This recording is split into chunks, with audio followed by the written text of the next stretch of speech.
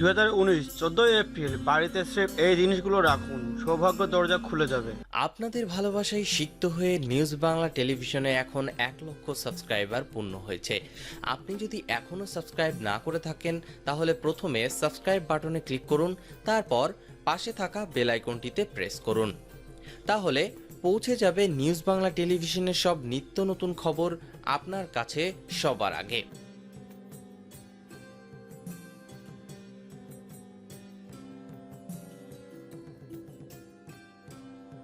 আমরা সকলেই চাই যে সৌভাগ্য সবসময় আমাদের সঙ্গে থাকুক, আর এই সৌভাগ্য ভরা জীবনে উপভোগ করার জন্য আমরা নানা রকম নিয়ম টোটকা আশ্রয় নিয়ে থাকি, কিন্তু অনেক সময় এত কিছু করা সত্ত্বেও কোনো ফল মেলে না। তবে সঠিকভাবে বাস্তু নিয়ম মেনে যদি ঘরে সাজানো হয় তবে তাহলে ভাগ্য পরিবর্তন হবেই।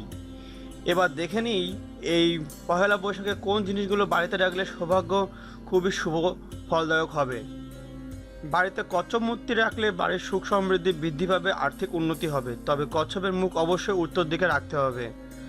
কচ্ছপ মূর্তির মুখ যদি ভেতর দিকে ঢোকানো হয় তাহলে তা বেশি কার্যকর হবে। তবে কখনোই কচ্ছপ মূর্তির জোড়া ঘরে রাখবেন না। মুখে পয়সা ধরে রাখা 3 পাওয়া যুক্ত ব্যাঙ ঘরে রাখা খুবই শুভ বলে মনে করা হয়। বাড়ির সদর দরজার উপরে বা আশেপাশে এই ব্যাঙের মূর্তি রাখতে হবে। তবে মনে রাখতে হবে এই মূর্তি বাথরুমে বা রান্নাঘরে রাখা উচিত নয়। লিভিং রুমের সদর দরজার কোনাকুনি লাফিং বুদ্ধের মূর্তি রাখুন, তাহলে বাড়িতে আর্থিক ও সার্বিক উন্নতি বৃদ্ধি পাবে।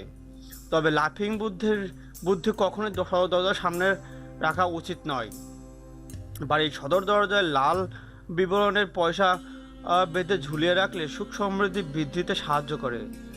3টে পয়সা বেঁধে ঝুলানো ও বেশ কার্যকর হয়। পয়সাগুলো যেন ঘরের ভিতরে এর দিকে থাকে। ঘরে মাছ রাখা অর্থাৎ অ্যাকোরিয়াম রাখা খুবই শুভ এবং সৌভাগ্য বৃদ্ধিতে সাহায্য করে। তবে মনে রাখতে হবে বাড়িতে গোল্ড ফিশ রাখা বেশি শুভ, কিন্তু তা যেন শোয়ার ঘর বা রান্নাঘর বা বাথরুম যেন না হয়। জোড়া ড্রাগন মূর্তি বাড়িতে রাখলে তা সমৃদ্ধির প্রতীক। এ ধরনের ড্রাগন মূর্তি বাড়িতে ইতিবাচক এনার্জি বয়ে আনে।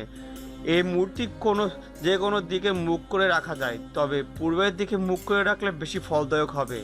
তো বন্ধুরা, এই ছিল আজকের ভিডিওটি ভালো লাগলে লাইক করুন, কমেন্টে আপনাদের মতামত জানান, ফেসবুকে আপনার বন্ধুদের সাথে অবশ্যই শেয়ার করুন।